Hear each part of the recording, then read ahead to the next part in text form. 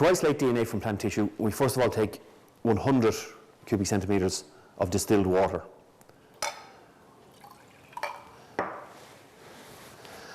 And into that, we put 3 grams of salt. The salt is used because salt clumps the DNA and causes the DNA to kind of stick together and become visible. So we only want 3 grams of salt.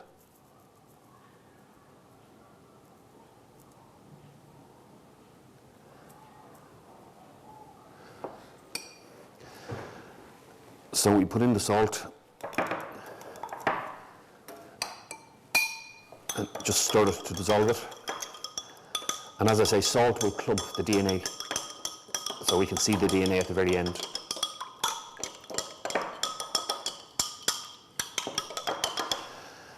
We then use 10 cubic centimetres of washing up liquid.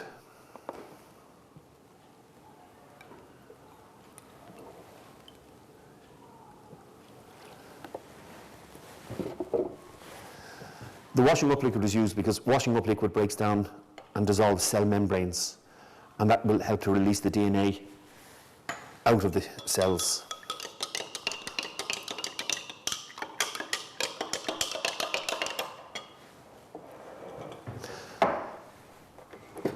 Now, into that solution, we'll chop some kiwi.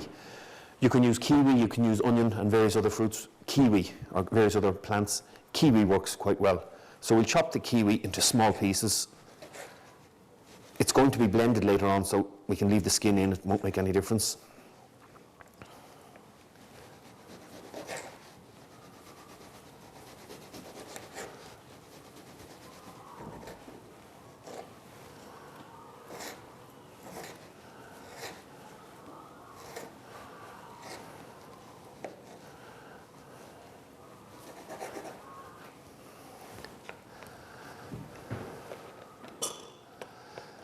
So putting the kiwi into the mixture, and we'll stir it then.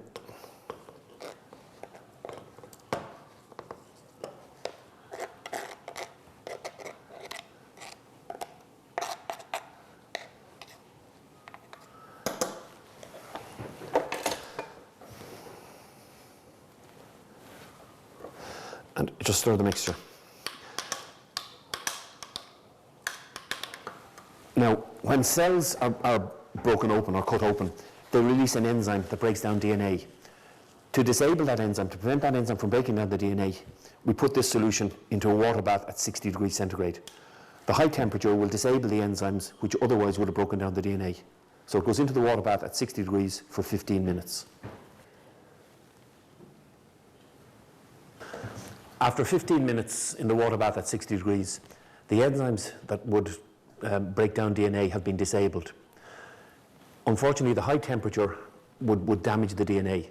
So we have to take the solution and take it from the water bath at 60 degrees and place it into an ice bath. This is a bath of water with ice in it. And we leave it in the ice bath to cool down fairly quickly so that the DNA doesn't get damaged. And we leave it there for 5 minutes. After 5 minutes in the ice bath, we take out the solution and we blend it.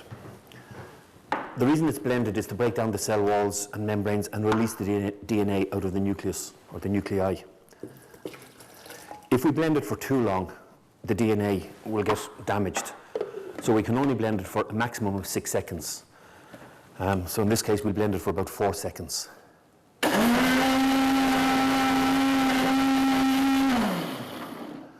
Now, blending it has released the DNA, and to get rid of all the cell debris, all the cell parts, we'll now filter it. Using coffee filter paper, because it filters much quicker through that. Lab filter paper would be slow. So we filter it through the coffee filter paper.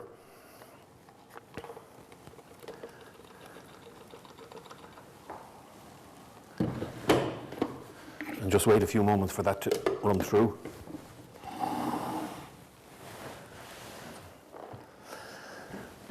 So we only need 6 cubic centimetres of the filtrate. So we can remove the funnel.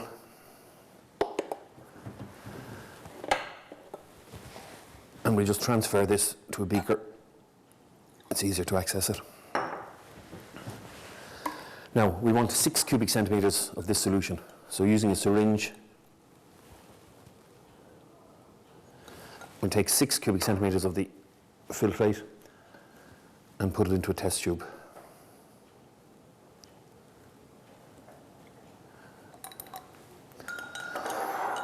The filtrate has DNA, but it has DNA in the form of chromosomes. Chromosomes have DNA and protein. We now have to get rid of the protein. So we use a few drops of a protease. Proteases are a family of enzymes that break down protein. So if we use 4 drops or so of protease to break down the protein.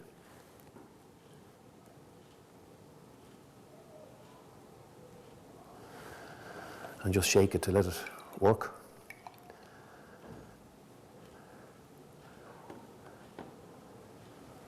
The protease has now broken down the protein in here, so we're left with DNA. In this test tube we have DNA in solution. To get the DNA out of solution and to isolate it out of the tissue altogether, we use alcohol. The alcohol has to be ice cold or from the freezer, so it's freezer cold alcohol. This alcohol has a slight dye in it, just to show it a bit clearer. And we'll just use 9 cubic centimetres of this alcohol.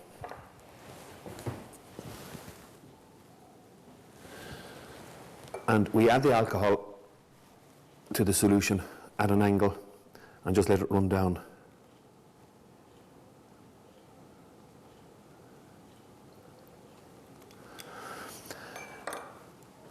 The alcohol floats on top. The alcohol floats on top of the solution, and the solution is down here. The DNA moves out of solution, and over the course of a minute or two, the DNA will form at the junction or the interface between the alcohol on top and the filtrate down below. So we should get DNA forming here. Also bubbles are sometimes seen. So this takes a minute or two sometimes to form.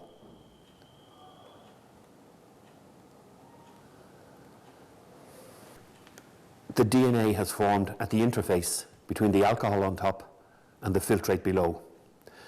The DNA appears in here as white, fluffy, mucus material. To isolate the DNA, we'll use an inoculating loop.